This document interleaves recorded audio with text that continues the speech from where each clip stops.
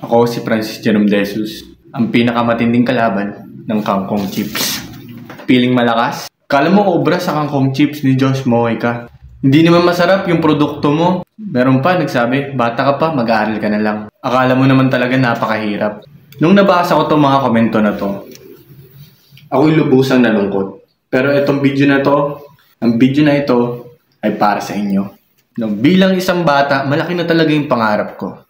Nag-umpisa ako sa pagbablog kung ano-ano lang sinasabi ko.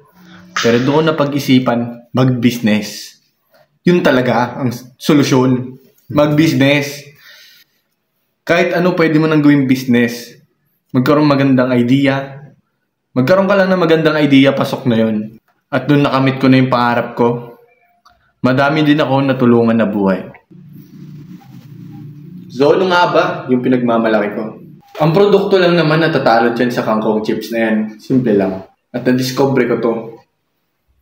Walang iba kung hindi ang Walis Chips.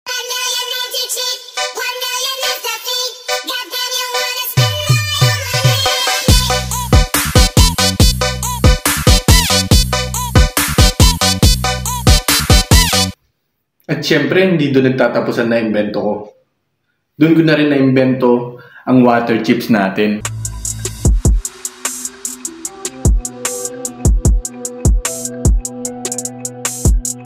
May iba-ibang variety rin.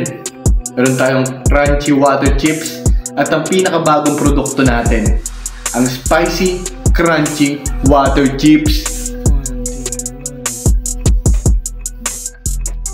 Kaya Josh Mojica ng kangkong chips, ang mapapayo ko na lang sa'yo, maganda ka na.